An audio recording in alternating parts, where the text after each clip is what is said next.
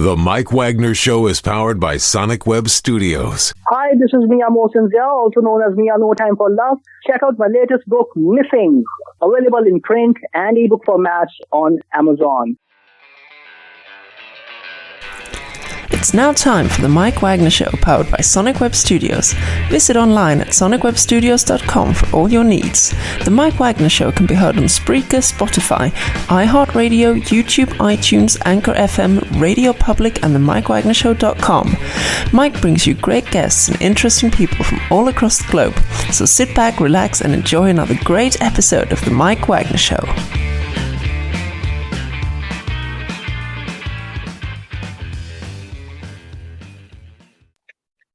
Hey everybody, it's Mike from the Mike Wagner Show, powered by Sonic Web Studios. Visit online at sonicwebstudios.com for all your needs. Looking at a professional website without breaking your budget, Sonic Web Studios is the answer. Sonic Web Studios offers fast, affordable custom web designs that blow the competition away. Call today, 1-800-303-3960. That's 1-800-303-3960, or email to support@sonicwebstudios.com. Mention the Mike Wagner Show, get 20% off your first project. Sonic Web Studios, take your image to the next level. Also, time to give official shout out to our official sponsor of the Mike Wagner Show, international warring author Mia Mosinzia. If you love fast-paced mysteries, you'll love Missing by Mia Mosinzia, available on Amazon in paperback and ebook. Missing is fast-paced and intriguing with an unforgettable twist. Takes place in 4 countries, 2 strangers, 1 target, where truth is an illusion and those you love will be the first to go missing. It's available on Amazon in paperback and ebook. Missing by Mia Mosinzia has garnered great reviews and even endorsed by Howard celebrities, including Joanna Cassidy, Forbes Riley, and many others. So grab your copy today before it goes missing by Mia Mosinzia, available on Amazon. Also, check out the Mike Wagner Show at themikewagnershow.com on over 30 podcast platforms, including Facebook, SoundCloud, Spreaker, Spotify, and iHeartradio. Also, Anchor FM, iTunes, Google Play, Amazon, Audible, Apple Music, and more. Take the Mike Wagner Show with you on any mobile device. Subscribe to the Mike Wagner Show on the YouTube channel. Follow the Mike Wagner Show on Instagram and Twitter today. And for great gift ideas, go to Amazon.com and check out the Mike Wagner Show podcast. T-shirts, pop sockets, throw pillows, tote bags, makes great gifts 24/7. Amazon.com. Check out the Mike Wagner Show podcast. And for more great gift ideas, go to Amazon.com and check out Mia Mosinzia, like Missing, Once, Wrinkles, and more. Amazon.com/Mia Mosinzia. Check out his cool merchandise like T-shirts, pop sockets, hoodies, and phone cases, and more. Amazon.com/Mia Mosinzia. Check it out today. Also support the Mike Wagner Show on Anchor FM, PayPal, and the MikeWagnerShow.com. Make sure you give generously today. We're here with a terrific gentleman who is an author of a couple of amazing books, and he grew up in Buffalo, New York, and fell in love with reading and writing at an early age. We'll talk about that. He graduated from Hampton University, became a middle school science teacher in Baltimore, and reminded of the gap in contemporary Black literary protagonists. We'll find out more about that. He moved to Los Angeles and back in 2003, completed his doctoral in clinical psychology with the LA County Department of Mental Health. And he's got a new book out there that works to integrate Black history into a family narrative that actually challenges the status quo for readiness in families as well, and also approaches the issue of racism in the U.S. Through the lens of a psychologist. And this book also deconstructs the intergenerational and effects of racism in both the oppressor and the oppressed, revealing how this unsolved problem manifests in the restart day phenomena of the Karen trope. We'll talk about that. Live, ladies and gentlemen, from the Plus Studio somewhere in beautiful sunny California with all these palm trees. I wish we were there right now. He's the author of the new book, White on White Crime, Old Lies in Contemporary Times. Ladies and gentlemen, the amazing author, Dr. Donald E. Grant. Dr. Grant, good morning, good afternoon, good evening. Thanks for joining us today. Thank you so much for having me. What a great introduction. I appreciate that, Mike. Well, you got a great resume as well, too. You grew up in Buffalo, New York, and you fell in love with reading and writing at an early age. And you graduated from Hampton University, became a middle science school teacher in Baltimore. You moved to Los Angeles in 2003, completed your doctoral in clinical psychology with the LA County Department of Mental Health. And you also have 2 other books, which is called Black Men, Intergenerational Colonialism and Behavioral Health, A Noose Around the Nations, and A Moon for Us All. And you have a new book called White on White Crime, Old Lies in Contemporary Times. And this is through the lens of a psychologist approaching issue of racism in the U.S., and you break it down very nicely as well, too. And before getting to all that, Dr. Grant, Tell us how you first got started. Yeah, thank you for that question. Again, thanks for the introduction. Yeah, I began my work as a middle school science teacher. My bachelor's degree is in biology, and I wanted to go to medical school, and I had an internship at a hospital and realized, nope, I don't want to do that. And there wasn't anything you can do with a bachelor's degree in biology was teach middle school science. And I loved it, but I recognized that the area where I could be most helpful was much larger. And that's when I decided to go to get my graduate degree in clinical psychology. And I became a clinician for LA County Department of Mental Health for years. I oversaw foster care systems for a bit. And I realized that it really wasn't my role, like in that micro area working with clients. I really wanted to help systems solve a lot of the ills that they were creating that would create the problems that you solve on the one-on-one basis. And so when you're meeting with people one-on-one, how do I create organizations and systems and places where people can actually have policies that keep them safe, actually understand how these systems work? And so for me, I've been fortunate enough to have, 3 careers, not 3 jobs, many jobs, but 3 careers as a teacher, as a middle school teacher. That was one significant career. And then as a clinical psychologist, I served and worked with people. And then I was a higher education administrator and executive for a while. I served as a dean at a college, overseeing 3 schools, one school with 3 programs in human development. And for me, now that I run my own business full time and I'm a writer full time, it's been amazing to be able to take all those different pieces of spaces that I've been and integrate them. And I find that my clients see a lot of value in that. And I work with major organizations across the country, a lot of Fortune 100 companies, to help them move through discussions and move through innovations, not just in the diversity, equity, and inclusion space, but right now, I'm actually training 12 major news stations on trauma-informed care, meaning that, you send a journalist out to do a story on the murder of an 8-year-old, and then you expect them to just go back to their desk and edit the story and prepare it. But we're not saying, especially if that's a parent, how they've been traumatized. And so I'm helping news stations understand that right now. So my work is in an array of spaces, but they all really feed into my ability to support wellness in so many different areas. Mm-hmm. And you also talked about having some, solving problems, policies, and everything else. You talked about with implementing, like with the news stations and everything else. What are some of the other policies you've implemented? And what are some of the big success stories you have encountered? Like, say, implement this, implement that, and the result is just tremendous. Like, what are some of the other success stories you've had?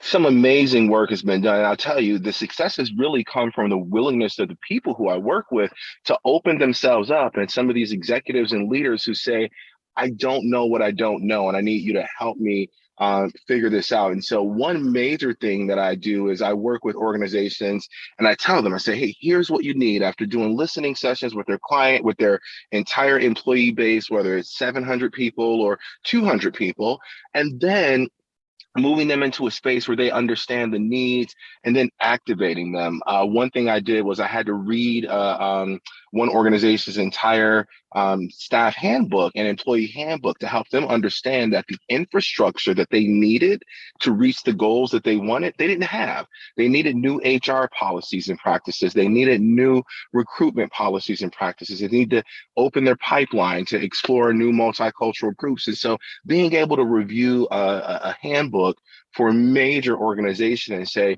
these are all the barriers that you're creating logistically to get your work done. Another one that I have that I'm really proud of was a script that I read for a client of mine to help them understand some tropes that they were using as it related to African Americans and other Black Americans. And, right now in Hollywood, we have this major concern with white writers kind of presenting Black characters in a certain way, valuable to the story, but this kind of white savior complex seems to come out. And so I help people with their books and their adaptations and their scripts to say, hey, this is what you're risking doing, and here's how you remedy it. And so for me, being able to see those things come to life is really amazing, and helping people kind of see those blind spots is just so rewarding. Mm-hmm. And do you think these challenges have been much more difficult, today, or were were greater or easier challenges, like say, 10, 20, 30 years ago? I think when you think about, as just in the book, I talk about just very briefly the film that was released in 1915, Birth of a Nation. And you think about the kind of guardrails that were in place when that movie was created, and it was a play and it was a book. There were no concerns with this. So I imagine that it was much easier then, because you didn't have to pay attention to these things that we're asking people to pay attention to now. We didn't have concerns with hurting or injuring certain people, and now we do. And so, I think that it is very tough right now for people, and it's not the learning that's tough, it's the unlearning. We've been given so many things that we assume that we can just operate from, and it's kind of like, nope, you can't say that anymore because you're going to hurt someone. And before, we didn't care about hurting those people, whoever they were. It actually reminded me of comedies as well, too. Back in the 60s and 70s, you had, like Blazing Saddles, the movie. You also had like All in the Family, Good Times, and everything else. And I think I'm trying to think of another movie where it's just like, it's okay to be yourself. Now it's just like a lot of the movies out there and everything else are pretty much like, no, stuff like that. So yeah, oh my gosh. I mean, I think the goal is kind of how do we change some of ourselves? I think about Archie Bunker and All in the Family and Good Times. And I always tell this story. There's this great story that I'd love your viewers to take a look at. Norman Lear, who was the writer for a lot of those shows back in the 50s and 60s, Good Times, Maude, All in the Family, Sanford and Son, all those wonderful shows. He has this YouTube video interview that he's doing where he says the Black Panther Party came to him.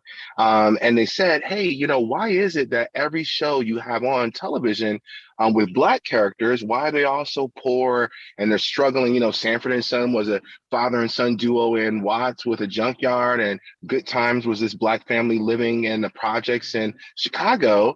And the Black Panther Party said, we appreciate those things, but it'd be great if you could show some other images of Black people. So Norman Lear, who was just like saying, oh, I'm putting Black people to work, I'm getting all these Black stories on TV, this is awesome, this is great. And that's who he was. But then when he learned that there was another need, he took George Jefferson, who was just a neighbor on All in the Family, and gave him his own show, because the Black Panther said Black people also need other representation. And so I do think it's this evolution that we go through, and that sometimes we have to question the information that went into who made us who we are. And I think for men, we're doing that right now because we've been trained to treat women a certain kind of way. And we say, oh, I just want to be me. Well, what if being me is injurious to her being her? And those are the things I think we're reckoning with now. Mm-hmm. And do you think like the status is like with the Blacks, the African community, the women and everything like that? Do you think it's actually improved over the years, or you think it still needs some work, or is it just like still the same? It's a steady pace, man. I believe that, most women would say that in the workplace today, they don't have the same acute issues as they had before, right? Women are no longer necessarily worried about not having an avenue to report a man touching her inappropriately in the workplace. 30 years ago, women just had to suck that up. Like somebody would touch their bottom or touch their shoulder, make them feel super uncomfortable, and there was no avenue of resolution. Now, I'm not denying that it still may happen in the workplace, because it does, but now there's an avenue that women can rely upon that says you can't do that and you will be held accountable. That wasn't the case 30 years ago. That wasn't the case 20 years ago. So I do think there are areas where we're improving, and then there's still a lot of work to do. I think about the guys who murdered Ahmaud Arbery. They got life in prison. You haven't seen that happen in the American justice system. You haven't seen that happen. Black people have been forced to live with the fact that you can murder us and get away with it, and it's okay. Now there's some new information that says maybe it's not so okay. Mm-hmm. Or at least, at the very least, you'll be held accountable. Mm-hmm. And what about some of the other ones too, like say with the Asians, the Indians, or say like with senior citizens, children, everything like that? What are the issues that they're dealing with right now, or has not been touched yet? Yeah, there's so many. I think about the neurodiversity community, those who identify as having autism and having different mental health needs. I think right now that's still a community that is not being properly supported or adequately enough supported in so many things. I think that there's still a long way to go with making sure that those individuals who have physical disabilities get access. I watched this great film the other day called CODA. It's an acronym, CODA, and it stands for Children of Deaf Adults. And it was a great film that gave kind of just the lay person a look into that world. If you grew up with deaf families or people who had hearing impairments, it was just a great film. And so I really think that helping us expose one another to different lifestyles and different understandings of the world just creates empathy, really creates empathy. So, there's a laundry list of groups who still need support, who still need people to know that, hey, they're still being mistreated and there's still things that are not equitable for them. Mm-hmm. And certainly do so as well, too. We'll talk about your new book, White on White Crime, Old Lies in Contemporary Times through the lens of a psychologist. And we'll also talk about your other books, A Moon for Us All, Black Men, Intergenerational Colonialism, and more. But first, listen to The Mike Wagner Show at themikewagnershow.com, powered by Sonic Web Studios. Visit online at sonicwebstudios.com for all your needs. Looking at a professional website without breaking your budget? Sonic Web Studios is the answer. Sonic Web Studios offers fast, affordable custom web designs at below the competition way. Call today, 1-800-303-3960. That's 1-800-303-3960. Or email to support@sonicwebstudios.com. Mention the Mike Wagner Show. Get 20% off your first project. Sonic Web Studios. Take your image to the next level. Also, time to give official shout out to our official sponsor of the Mike Wagner Show, international warring author Mia Molson-Zia. If you love fast-paced mysteries, you'll love Missing by Mia Molson-Zia. Available on Amazon in paperback and ebook. Missing is fast-paced and intriguing with an unforgettable twist. Takes place in 4 countries, 2 strangers, 1 target, where truth is an illusion and those you love will be the first go missing. It's available on Amazon in paperback and ebook. Missing by Mia Molson-Zia has garnered great reviews and even loved and endorsed by Howard celebrities, including Joanna Cassidy, Forbes Riley, and many others. So grab your copy today for Goes Missing by Mia Molson-Zia, available on Amazon. Also, check out The Mike Wagner Show at themikewagnershow.com on over 30 podcast platforms. Take us with you on any mobile device. Subscribe to The Mike Wagner Show on the YouTube channel. Follow The Mike Wagner Show on Instagram and Twitter today. For great gift ideas and more, go to Amazon.com and check out The Mike Wagner Show podcast. And for more great gift ideas, go to Amazon.com. Check out Mia Molson-Zia's books like Missing, Once, and Wrinkles. Also great t-shirts, pop sockets, hoodies, and tote bags, and also as well as phone cases and more. Amazon.com/Mia Molson-Zia. Check it out today. Also support the Mike Wagner Show on Anchor FM, PayPal, and themikewagnershow.com. Make sure you do so today. We're here with the amazing author, Dr. Donald Grant, with grew up in Buffalo, New York, fell in love with reading, also graduated from Hampton University, become a Mills Science School teacher here on the Mike Wagner Show from Baltimore, Maryland. Before we talk about your books, A Moon for Us All, Black Men, Intergenerational Colonialism, and the new one, White on White Crime. And you grew up in Buffalo and you fell in love with reading. And, tell us about that. It's like, I love reading books also, too. It's amazing. It's not the Charlie Brown, by the way. Yeah, I had an aunt who was a teacher when I was a little kid, and she would just bring me books all the time. And as a kid, I was an only child growing up. I have a brother who's in his 20s now, but I was already an adult and kind of out of the house at that time when he was born. But I just read. I just really enjoyed reading. I didn't grow up with a whole lot of stuff. And so books were an opportunity. The internet didn't exist when I was a kid. And so books were really an opportunity to kind of like move me around the world. And I went to an amazing school from 5th grade through 12th grade called City Honors High School, which was even greater exposure, one of the best schools in all of Western New York, really. And it also exposed me to all different types of reading. So, in 5th and 6th grade, I'm reading Shakespeare and all these different things, which was amazing. And so for me, I really did fall in love with reading early and writing as well. Wow, that is amazing. And who are some of your favorite authors and writers growing up? That's a great question. And so August Wilson was probably my first favorite playwright. I really, really fell in love with plays through reading August Wilson. And then that helped August Wilson, a Black playwright, actually helped me better understand Shakespeare and reading that. I love reading Things Fall Apart. Was one of the earliest books that I think kind of took a hold of me. And that was by Chinua Achebe. a West African author who just wrote all these really, really amazing stories. As an adult, though, I find myself drawn more to nonfiction, although I need to read more fiction. I really enjoy Malcolm Gladwell. I love kind of the way that he kind of brings data and creates these narratives around data. And I try to do that with my own writing, is to help people understand data in a different way and understand the stories that data tells us. Mm-hmm. And how would you describe your writing style? I feel like I write well, I've heard this. I write the way I speak. And I don't know if that I need to talk to other authors about that, because more often than not, when people are reading my work, they say, I can hear your voice. Wow. In the way that you write. And so I really feel like, having been an educator for so many years, a college professor for so many years, and in higher education, I've built this cadence of writing that really legitimately matches my speech pattern. That's really interesting too. And we'll talk about your first book, Amunos, up for us all. And it's about a student who's not pleased to learn has a school assignment to complete over spring break. And tell us more about that. Now, was that you as a child who was not happy about writing something over spring break? I felt that would be a fun kind of common thing that so many kids experience, like this project over a break. And so I felt that would be a good connecting point for kids. And so that was actually my second book. And what I did with that one was I really wanted families to have an opportunity to kind of open up dialogue with their families, with their loved ones. I wanted a book where, a kid and a mom and dad could read it together, and it kind of prompts these dialogues. Growing up, like the kid in the story, my family and I, we would drive from Buffalo, New York to North and South Carolina every year.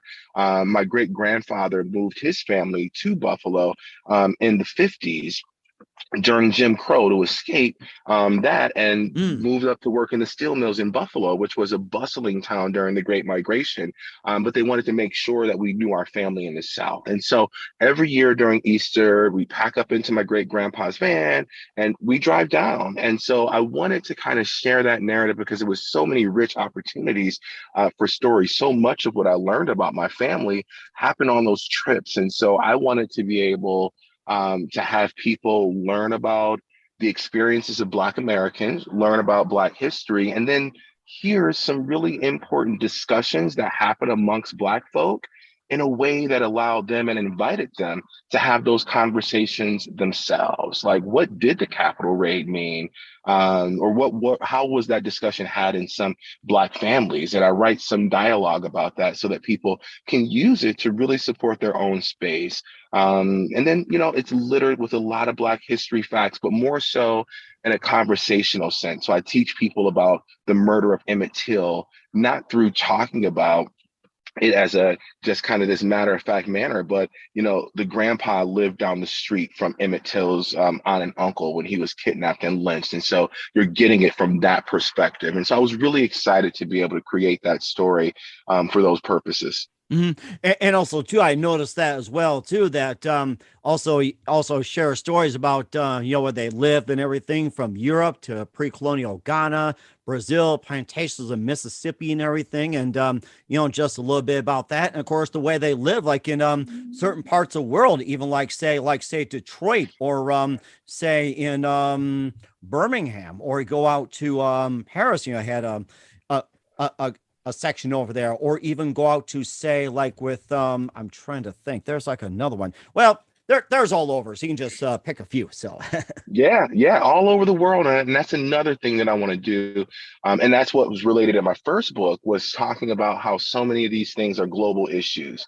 They're not just domestic. And, one of my big concerns with, particularly right now, when we're talking about February and Black History Month, it's really important that people understand that Black history began well before 1619, when the first enslaved Africans were brought here. There's a long history of greatness to the Black culture that more often than not gets minimized. White children grow up, in their social studies classes, learning about all these amazing people who existed and hailed from Europe prior to them even coming to the US. But Black people only get their story starting in the US. And so the reason why I added those stories to that book was so that people know that there's a long history of greatness and achievements and so many wonderful things that happened prior to our enslavement. I think it means something when you tell a group of people that their origins start in chains. And also, too, especially your other book, Black Men, Intergenerational Colonialism and Behavioral Health, a News Across the Nations, and details about 4 Euro nations. Yes. That's a hard word that's a hard word to spit out. Yeah, it's a hard one to get out. And what I wanted to do with that was to say that, we look at the dangers that we say Black men experience in the United States. And I've traveled the world. I've been on every continent except Antarctica. And I always say that in every nation that is kind of dominated by whiteness, Black men are experiencing this. And I wanted to create the data to support it. And so Black Men, Intergenerational Colonialism and Behavioral Health, a News Across Nations, that was my first book published by Palgrave Macmillan, a textbook publisher, which I did an in-depth research study showing how we see outcomes very similarly in the US, Canada, France, and the UK for Black men. And these are Black men whose grandparents were Frenchmen. I'm not talking about, because you add a whole new layer of discussion when you talk about immigration, but these are Black folk who grew up in these places. And we still see in France a disproportionate number of Black men being arrested. The reason why we don't see the same Black men dying from police shootings in those countries, because police don't carry guns at the same rate that they do here in the United States of America. But you still see disproportionate arrests. You still see disproportionate detainment, but you also still see disproportionate high blood pressure, disproportionate school dropout rates. Black men are overly incarcerated in all these nations. And so I wanted people to understand that the narrative is much bigger than just the United States, even though this is where the bulk of the slave plantations were, considering those 4 nations that I'm describing. Just because there were no big plantations in London, we know that entire economy was grounded in the free slave labor that was being created in the cotton plantation industry. And so I just wanted people to have a perspective that said it's bigger than we think. And that means we need to dedicate resources to it that are bigger than we think we need to. And of all the 4 nations you talked about, the US, the UK, France, and Canada, which one is considered the most oppressed and which one is making some progress to the issues? It's a great question. So I'll give a different answer for each because it's a little bit more nuanced than that. So what I'll say about France is that France right now doesn't allow you to collect data based on race unless you're a nonprofit who's been given a special government license to do it. And so the problem in France is that all their social programming is primarily based on socioeconomic status and immigration status. So the Black French people, the Afro-French people, are experiencing this space where they're saying, hey, we need resources that are different, but because you're not counting us, we don't see it. We can't get what we need. And so I do think that even though many Afro-French people are experiencing some really great opportunities, so on and so forth, I think they're going to be caught behind because the government is not acknowledging the fact that these different groups need different things.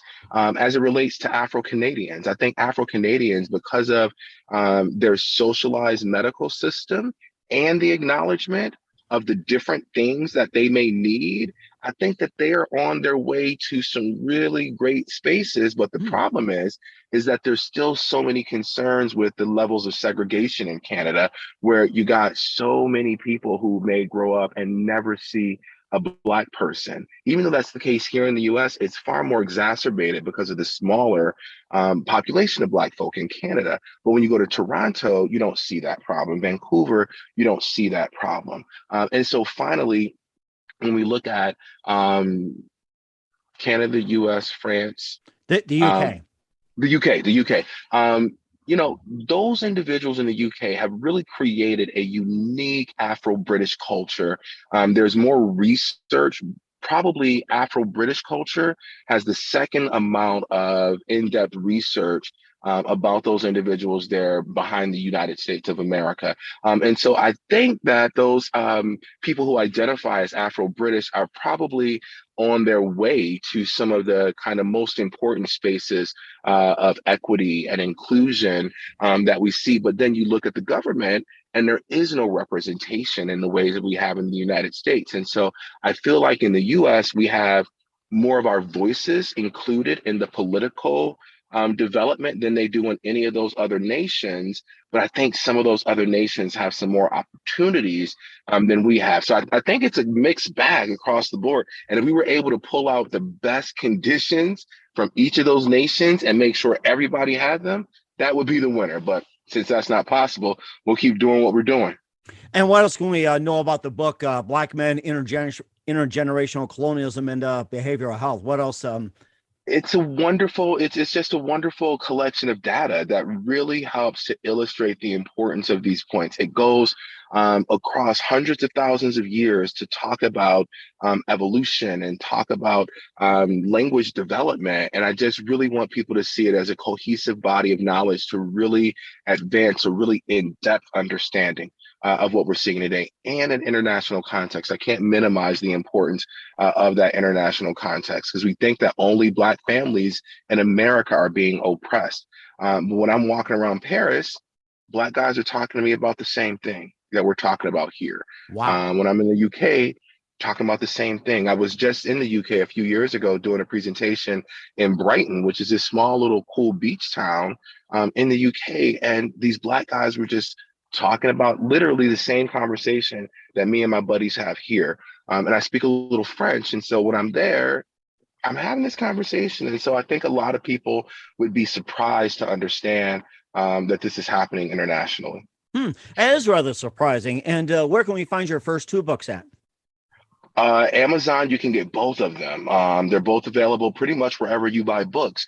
You can actually get the first book as a free reader from the publisher. And so for Black Men, Intergenerational Colonialism and Behavioral Health, if you go to Palgrave Macmillan, you can get it. And if you type in A Noose Across Nations, it's the shorter subtitle, it'll come right up. But A Moon for Us All, they're both available on Amazon or wherever people buy books, you can find them. We certainly will do so. We'll talk about your new book, White on White Crime, Old Lies in Contemporary Times, in just 1 minute with Dr. Donaldgrant. You listen to The Mike Wagner Show at themikewagnershow.com, powered by Sonic Web Studios. Visit online at sonicwebstudios.com for all your needs. Also brought to you by our official sponsor, The Mike Wagner Show, international war-wearing author Mia Molson's The Of Missing, available on Amazon and paperback and ebook. We'll be back with amazing author Dr. Donald E. Grant of White on White Crime, Old Lies in Contemporary Times, after this time out. The Mike Wagner Show is powered by Sonic Web Studios. If you're looking to start or upgrade your online presence, visit www.sonicwebstudios.com for all of your online needs. Call 1-800-303-3960 or visit us online at www.sonicwebstudios.com to get started today. Mention The Mike Wagner Show and get 20% off your project. Sonic Web Studios. Take your image to the next level. Hey everybody, my name is Forbes Riley, and I'm an American actress and a TV host. And I was delighted when I got my copy of Missing, which is Extraordinary Relation of Ordinary People based on a real life relationship. It's well written. It's amazing. You know, it talks about a man who has lost his wife and his daughter, and it's very well done. I'm going to highly recommend that you go get your copy of Missing. It is a powerful, exciting read. Mr. Mian Moshe Zia. He is the author of Missing. And I want to give a big shout out and a kiss all the way halfway around the world to my dear friend. Check him out at Mia's website. It's called www.miamoshenzea.com. Missing, available on Amazon. Again, I'm Forbes Riley, and I will see you again soon. Bye-bye. Hey, this is Ray Powers, and boy, are you in luck. Right place, right time. Tuned in to The Mike Wagner Show. You heard me. We're back with author Dr. Donald E. Grant here on The Mike Wagner Show. Let's talk about your new book, White on White Crime, Old Lies in Contemporary Times. And you approach the issue of racism in the U.S. through a lens of a psychologist. Tell us more about the book, White on White, and what inspired you to write it? I'm really proud of this one. And I tell you, I'm always inspired by gaps in knowledge. My goal is to figure out, how do we see where information is not, and how do we get that information and help other people see it? And so for me, I've been conceptualizing this book for years, to be honest with you. We always talk about the trauma associated with being in the role of the oppressed. We talk about how indigenous people had to experience massacres during colonization and how that plays out today in our disproportionate numbers of indigenous people experiencing substance abuse and suicide and all those things. When I saw the events of January 6th of last year with the Capitol raid, Oh my that gosh. told me I had to get this book finished. I had to get it out there.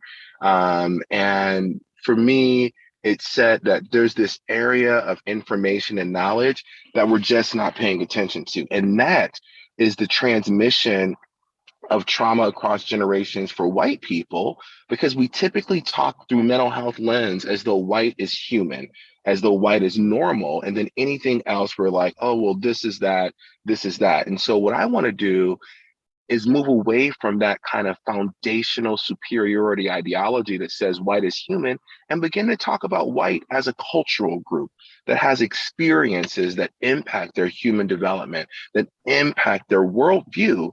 But if we keep just referring to white folk as kind of human, we lose that opportunity. And so what I began to do is I began to dig into the narratives and kind of do this juxtaposition of how do we explain the trauma of Black folk that have lived from enslavement all the way forward? How do we explain the trauma of the Latinx and Hispanic communities who have experienced all these things that still exist in them today with immigration, trauma, variety of things? And so I looked at the scientific mechanisms used to describe those. And then I began to think about that lynching picture. Picture it for a minute, Mike. When you look up, if you were to Google a photograph of a lynching scene from the 1970s, 1960s, you see these little kids running around. You see all these little white children running around the lynching scene. Now, we know that that little girl wasn't just walking her dog and she happened up on this lynching scene. We know her dad grabbed her by the hand and said, hey, come on. We're going to go chase a Black dude down. We're going to hang her from a tree and set him on fire, and you're going to watch. Oh my gosh. That's what happened with that jogger in Atlanta being attacked by three guys. It made me think of it. It's like, hey, here's somebody, let's attack. And he's just jogging through, just minding his own business. I mean, that just brought a flashback. Like, oh my gosh. Yeah. And think about this from like the perspective of a 9-year-old. And so when you look at that, nobody's talking about the trauma that little girl went home with. Nobody's talking about it because it was just what you did to perpetuate white supremacy. In order to make sure your daughters understood that she was better than Black folk, you made her watch you murder Black people. Excuse me. But we don't talk about that. We don't talk about the fact that little girl, she's now the age of a college student's grandmother. Wow. She's not 105. She's 82. Mm-hmm. And so when we talk about racism, the reason I created this book was to move through the understanding of the fact that white families are still traumatizing their children to maintain this lie of their superiority, to maintain this lie that says that they are better than everybody else. What we want to do is help people understand that what we saw on January 6, 2021 at that raid on the Capitol, we saw a bunch of white people mad because the lies that they've been told throughout their entire lives are now coming back and saying, well, actually, you're the same as everybody else. Not worse, but not better. And you've been told that you've been better. And so now the anger is overwhelming and we're acting surprised that it's overwhelming. Well, if generations of white men have been told for hundreds of years that they have the right to own Black people, they have the right to tell them what to do, to kill them, why are we surprised now that when we're telling them you can't do that anymore, why are we surprised that results in this huge reaction? And so what I want to do through this book is help people understand the magnitude of what we're trying to unlearn, unpack, and remediate so that we can help people stop doing this. The title of the book is obviously aimed at being a little bit hyperbolic, using kind of the trope that people use for black on black crime. But I think one of the biggest crimes of our century are white people continuously lying to their children about their superiority. Because here's the problem. Again, not to do the Ahmaud Arbery example again, but just think about that man went and got his son. I mean, I have a son, and I wouldn't dare put him in harm's way. He went and got his son to help him with that lynching because subconsciously he had been secure in knowing that they would face no consequences, that they were doing what white men have been doing for years, and that they would face no consequences. If he knew that his son would be in danger of spending the rest of his life in jail for this, he wouldn't have brought him along. He would not have brought him to accompany him. And so what we have to do is help people understand there are now consequences for this stuff. And you can't keep teaching your children because you're putting them in danger. Right. And I mean, you hit the nail right on the head, right, too, Dr. Grant. And what else can the readers get from your book? Well, this thing about, I have this chapter that I call Karen's Revenge. And, today we have this kind of like the Karen persona, short blonde hair and all that. Yeah. And so we see this behavior.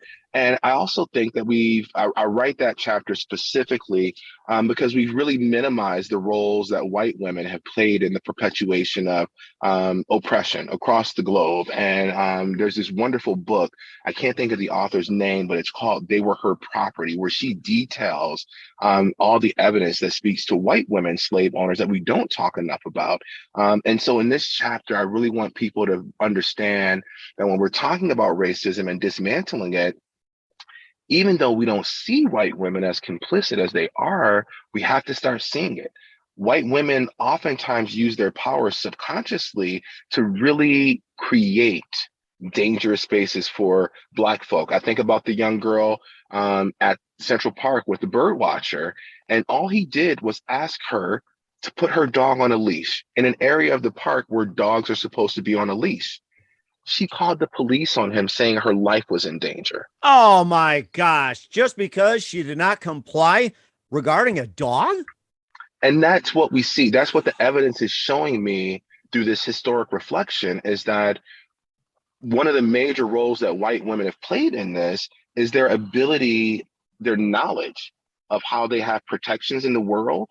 And the fact that this is happening in this way, that this woman would say, and literally the man just said, I need you to put your dog on a leash. You're scaring away all the birds, whatever.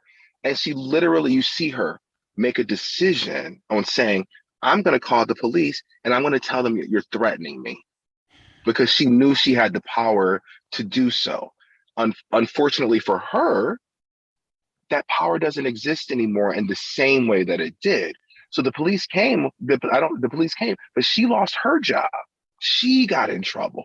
Oh my gosh. 50 years ago, that wouldn't have happened. Mm-hmm. And do you think they might have abused their power at that point? 1,000%. That woman, she knew her life. It's on video. So her life was clearly not in danger, but she does know that when she calls the police on a Black man, there is a chance that his life will be in danger. Oh my gosh. I mean, that's got to be addressed next time as well, too, and researched. And where can we find your book on White on White Crime, Old Lies, and Contemporary Times at? I tell you, Mike, you are lucky to be right on the cusp of this. So it's going to be released in 2 weeks from now. And so it's going to be on Amazon. I got a little bit behind on it. My anticipation was to have it out by now, but it's going to be released for pre-sale very soon. And it's going to be available for purchase anywhere you buy books. We're certainly looking forward to it. Just make sure Karen doesn't get a hold of it or abuse it. I'm kidding. She'll call the police on my book for sure. Yeah, exactly. And then just don't sell it to her.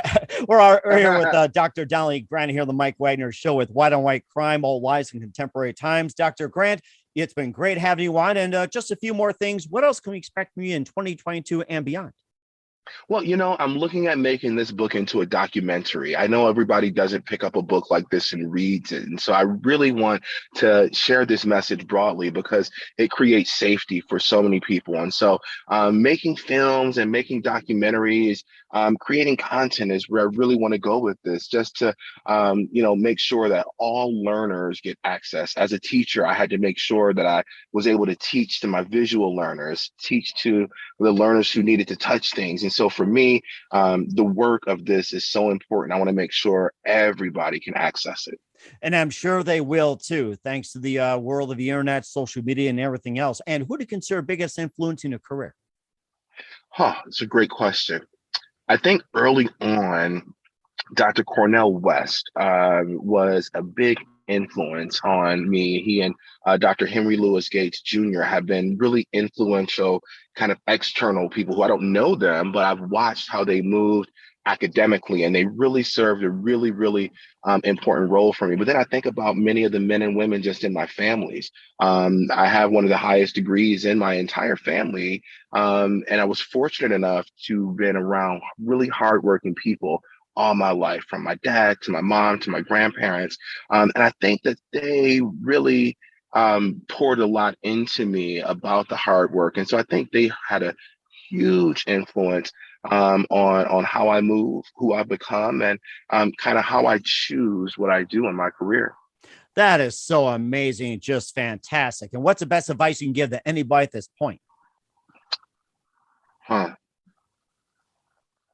Take responsibility. We all have a role to make this world a certain way.